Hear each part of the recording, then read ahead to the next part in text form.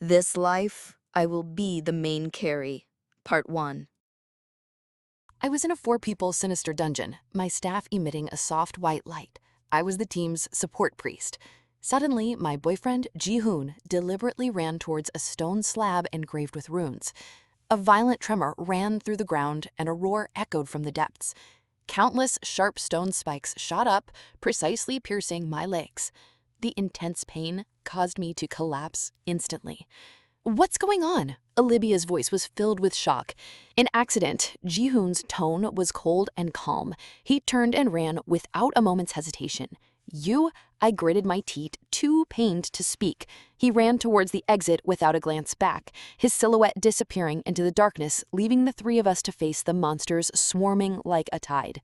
"Go, run back!" Olivia roared, using her shield to block me. Its thick, metal surface shone with a blinding light, trying to buy us a moment of life. I could see the unwillingness and struggle in Xiaobai's eyes, but he ultimately chose to flee. "Don't worry, I'm here." Olivia turned and shielded me with her body. Her eyes were as calm as a still lake, but in their depths a powerful emotion was hidden. I felt the warmth of her embrace, a warmth that was virtual in the game, yet the most real memory I had. A huge crashing sound rang out, and a game prompt flashed before my eyes. "You are dead. Connecting to Neuralink.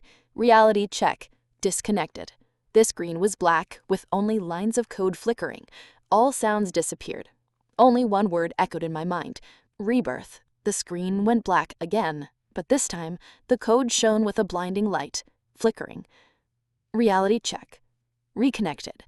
I sat in my gaming chair, drenched in cold sweat. The cold air filled my lungs and I felt my heart pound violently, every sense screaming. I looked down at my feet, perfectly intact on the soft rug, not pierced by stone spikes. The scene before me was not a bloody dungeon, but my familiar computer screen and the all-too-familiar game character creation interface. Ji-hoon's voice came through my headphones again, a familiar, nauseating tone. "What are you spacing out for? Why haven't you chosen a support class yet? Choose carefully, you only get one bonded character." I was stunned for seconds, only then realizing that the brutal death was not a hallucination, but something that had truly happened in my previous life, and I had really returned with all my memories to the day the game launched. My finger moved to the assassin option on the screen, a cold smirk on my face. In my last life, I was obedient to him. After countless arguments, I still followed his plan, giving up the class I liked and choosing priest, but this time I ignored him and clicked the assassin option. Ding! A crisp notification sound. Ji-hoon's voice exploded in my headphones. Da-hee, have you lost your mind? Assassin is a useless class with no offense, no defense. Why did you pick it? I let out a cold laugh, without a word, and left the voice channel. "You?" Ji-hoon's voice was cut off and silence filled my ears. I took a deep breath and moved the mouse to the attributes panel on the bottom left of the screen. In my previous life, I had put all my points into intelligence for healing, but this time I put all the points into agility. Ding! Congratulations, your character has been created successfully. Welcome to the world of Eternal Dawn. I didn't hesitate, setting the character's name to Da-hee. I looked at the name coldly, a smirk on my face. This time, I would show them who the real useless one was. Eternal Dawn was never just a game. Its developers were unknown, but it was the first game in the world to be directly controlled by a neural link. Its core system could, quote, map a portion of the game's rare resources, advanced technologies, and even physical laws to the real world. This was why players and guilds who reached the top of the game eventually became the true power elite in society. Governments had tried and failed to shut down the servers, and their attitude towards the game had shifted from a ban to turning a blind eye, as the enormous economic benefits had become a key pillar of national operations. This life, I chose the assassin. It was a class widely considered to be high risk, low reward in Eternal Dawn. They had only extreme agility and burst damage. Ji-hoon was right. In this game, we only had one bonded character. Bonded meant that all of a character's data and achievements were closely tied to our real-world identity. Even more terrifying, dying in the game also meant losing your life in the real world. This was why players who climbed to the top in the game eventually became the true power elite in society. To avoid being abandoned and subservient again, I was determined to be the master of my own fate. I skillfully opened the game map and located a hidden quest point that new players would rarely go to. This was a hidden Easter egg from my previous life. Completing it would grant me a special skill called Shadow Dance. The skill that give an assassin temporary invisibility and high-speed movement, perfectly compensating for the class's lack of survivability. And this was only the first step of my comeback.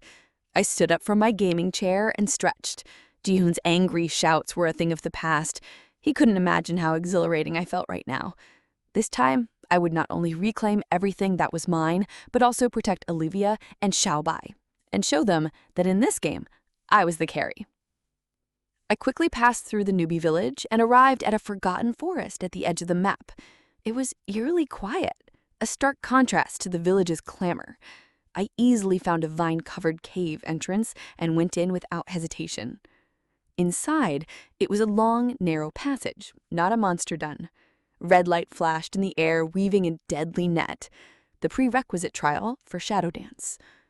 It tested an assassin's agility and stealth, not combat skills. I moved through the light net like a black phantom. I crouched and slid, and at other times I leapt high, my fingers gently brushing against the light beams. With every dodge and jump, I felt a power awakening within me. This wasn't for Choi Ji-hoon, nor for some guild. This was a fight for myself. When I passed the last light net, a stone slab filled with frones appeared. I touched it, and a steelbook automatically flew into my backpack. Congratulations! You have obtained the rare skill, Shadow Dance. As I was about to turn and leave, I saw a novice shield warrior being chased in a panic by a small goblin at the exit. She was clumsy and her steps were hurried. I knew who she was. Olivia. I felt a warmth in my heart. In my last life, Olivia, with her amazing gaming talent and determined mind, she single-handedly achieved a top 10 global ranking and founded the second-ranked guild. Her weakness was only temporary. Remaining cloaked in the shadows, I would wait for her to grow into a partner who could fight side by side with me, not someone who needed my charity.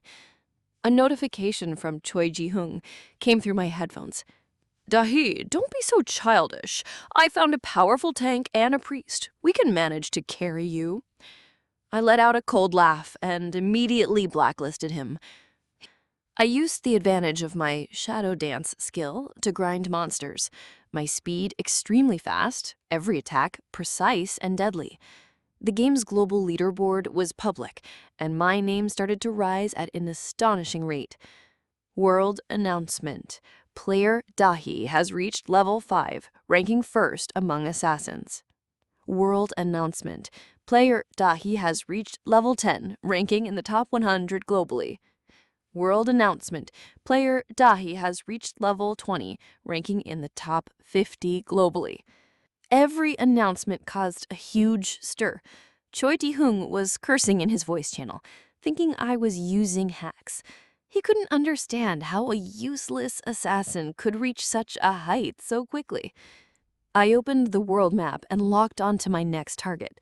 The Tomb of the Ancient God, a hidden dungeon that contained an Easter egg that could double an assassin's attributes. This was my game, and this time, I would play to the end. I stood before the entrance of the Tomb of the Ancient God, an ancient stone gate covered in vines and moss. The air was filled with a sense of decay. Almost no one attempted this dungeon in the early stages because its only reward was the hidden attribute doubling Easter egg. I took a deep breath and skillfully activated Shadow Dance. My figure became a black streak almost imperceptible to the naked eye, weaving through the forest. I moved like a black ghost, sprinting between the trees, every step precisely avoiding the flickering runes. The maze was as complex as an endless corridor, and anyone who took a wrong turn would be lost. But that wasn't a problem for me. My memories from my previous life surfaced in my mind. I clearly remembered the correct path. This was a secret that had never been revealed in my past life. Back then, a team of players who stumbled upon this dungeon eventually gave up because no one could pass the agility trial. As a priest, I naturally couldn't reach the core of this dungeon, but because of my obsessive research of this dungeon in my past life, I had incidentally learned the correct path and the key to clearing it. I didn't hesitate, casting aside all distractions and focusing only on the path ahead. I moved like a black ghost, weaving through the maze. Sometimes I crouched low and slid. Other times I leapt high, my fingers gently deflecting the beams of light to pass through with precision. When I passed the last rune net, a stone slab filled with runes appeared before me. I reached out, the slab emitted a soft white light, and runes shot out from it, entering my body. Congratulations, your assassin stats have been doubled. Congratulations, your courage has awakened. Congratulations, your hope has returned. Returning from the ancient god's tomb, my character's stats were completely transformed. I didn't rush to challenge higher-level monsters, choosing to return to the city instead. My bag was full of low-level materials I had collected along the way, and it was time to convert them into gold and more practical equipment. As I entered the newbie village square, I saw a group of people gathered around a huge portal. It looked out of place in the novice village, with the words Black Rock Mine, 4-player, inscribed on it. This was one of the most difficult dungeons in the early game, requiring a high level of teamwork. I immediately saw the familiar, repulsive figure of Ji-hoon. He was standing at the front of the party with a female priest in a beautiful robe by his side. Her pure white robe shimmered in the sun, attracting the attention of many players. Ji-hoon looked up and saw me, a condescending smile on his face.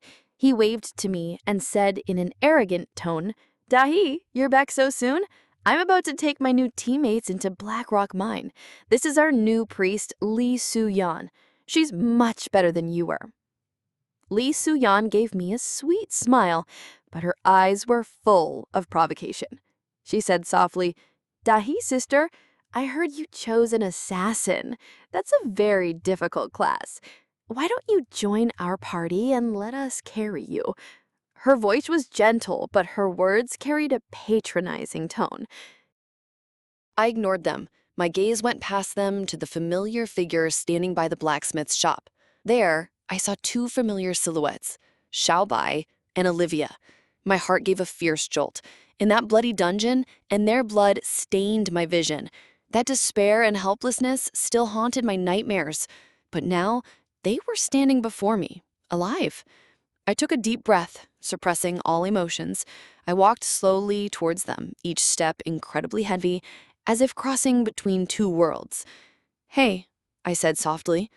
Olivia and Bai both turned. When they saw me, a hint of surprise flashed across their faces. They sized me up, their eyes seemingly looking through me, searching for a blurry and distant figure. "You're—" Olivia asked, puzzled. She looked at my simple beginner gear, then at my absurdly high level, unsure what to call me. "I'm Da-hee." I tried to make my voice sound calm. Olivia's body stiffened. The confusion in her eyes was replaced by an indescribable joy. She instinctively took a step forward, her gaze locked on my face as if she had been waiting for me for a long time. "Da-hee." She murmured my name, a smile forming on her lips without her realizing it. A faint blush appeared on her cheeks, not from shyness, but from a pure, heartfelt joy. She had no memory of her previous life, but the name seemed to have an irreplaceable weight in her soul. Bai was also stunned. He looked at me, his expression instantly becoming rigid, and a flash of panic crossed his eyes. He quickly looked down, pretending to adjust his robe, but his hands were trembling. I saw his eyes in that instant turn red. He didn't look up, only saying in an extremely hoarse voice, "Da-hee." My gaze shifted from Bai to Olivia. Her eyes were still filled with admiration and curiosity, seemingly interested in this legendary assassin who had leveled up so quickly. "Since you're here, we're missing 2 more teammates, so why don't you—" Olivia looked at me, her eyes full of invitation. "Sure, but do you need one more?" I smiled, my gaze going to a shadowed corner not far away. There, a small girl in a robe with cute tat ears and a mini black cat beast in her arms was sitting alone. Her ID was Amy. She was a summoner. This class was considered useless in the early game. I walked over, nodding to Bai and Olivia, then turned directly to Amy. "Hello, Amy. We need you." Amy's head shot up, her eyes wide with shock and disbelief. Her large eyes were full of cautious anticipation, as if she were afraid this was just a prank. You're talking to me?" "Yes, we need a summoner," I affirmed, a sincere smile on my face that I had never worn in my previous life. Bai and Olivia also turned, their faces filled with surprise. Olivia couldn't help but whisper, "Da-hee, why her? The summoner class is really hard to use in the early game." "Trust me," I replied, simply, without further explanation. My eyes were firm, holding a power that made them unable to object. Bai looked at me deeply. The imperceptible confusion in his eyes seemed to dissipate a little, replaced by a hint of trust. He gave Amy a gentle smile. "Welcome to the team, Amy." Amy was so excited she nearly jumped out of her chair, and her black cat beast let out a happy cry. She quickly joined the party, her ID flashing with a soft glow. The four of us formed a party and walked into the Black Rock Mine portal. As we entered the dungeon, a world announcement suddenly popped up. World announcement. Player Ji-hoon and party have successfully cleared Black Rock Mine for players in 1 hour, 25 minutes, and 32 seconds. Ji-hoon proudly sent a voice message in the world channel. "Black Rock Mine, too easy. Can anyone beat this time?" I let out a cold laugh. For a new player, that time was indeed pretty good. But they had forgotten that I used to be their teammate and knew every single detail of this dungeon by heart. "Let's go," I said to my teammates. Bai, Olivia, and Amy all looked surprised, but they followed my lead. I activated Dance of Shadows and moved at incredible speed through the dungeon. Monsters fell to my precise stabs before they even had a chance to react. Olivia, acting as our fortress, firmly held all the monsters aggro. Bai chanted spells from the back, sending fire arrows and ice cones at the monsters Olivia had drawn. Amy's black cat could summon vines to entangle enemies and occasionally provide a small amount of healing, which, while not as good as a dedicated priest, provided crucial sustainability for the team.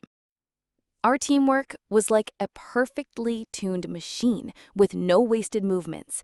The four of us looked like precision gears, perfectly in sync.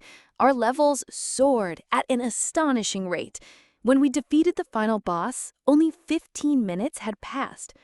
A game prompt flashed before our eyes.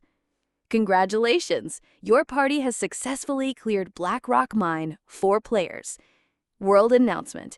Player Da-hee and party have successfully cleared Black Rock Mine, 4 players, in 15 minutes and 21 seconds, breaking the world record." I turned to look at Bai, Olivia, and Amy. They all looked at me in disbelief. I smiled, a happy, genuine smile. I turned and replied to Ji-hoon's voice message with a simple question mark. After clearing Black Rock Mine, we were all immersed in excitement and a sense of accomplishment. Bai and Olivia looked at me with a mix of disbelief, admiration, and a feeling of sudden clarity. Amy hugged her black cat beast tightly, her eyes red, as if the loneliness and scorn she had felt were all turning into this moment of joy. Bai, his eyes full of trust. "Da-hee, what do we do now?" "Next, we go to the Misty Forest to find our class advancement quests," I said with a determined voice. The Misty Forest was a high-level grinding area and the starting point for all class advancement quests. The monsters here were higher level, and the environment was more complex, making it a huge challenge. But it also meant higher experience and rare advancement items. We didn't hesitate and set off immediately. In the Misty Forest, our teamwork became even more refined. I activated Dance of Shadows to quickly infiltrate enemy groups and assassinate spellcasters, preventing them from casting area of effect spells. Olivia acted as our fortress, firmly held all monster aggro. Bai chanted spells from the back, his fire arrows and ice cones precisely hitting the monsters Olivia had drawn. Amy's black cat beast could summon vines to entangle enemies and occasionally provide a small amount of healing. There was no need for much verbal communication. Everything was based on eye contact and synergy. The four of us were like a perfectly running machine. Our levels soared at an incredible rate, and when we reached level 30, everyone's eyes shone with excitement. "It's time," I said. The class advancement quests were a personal trial, and we had to complete them separately. First was my trial. My quest location was a pitch-black cavern. I had to find the Stone of Shadows deep inside without being detected by any traps or guards. I activated Shadow Dance, and my figure merged with the darkness. I passed through light beams and dodged deadly traps, and at the end of the cave I saw a stone, glowing with black light. I gently touched it, and a powerful energy surged into my body. I felt my agility stats soar again. Congratulations, you have successfully advanced to Shadow Chaser. Next was Olivia's trial. Her quest was in a massive arena where she had to hold off 3 waves of monsters and protect a fragile crystal of hope at the center.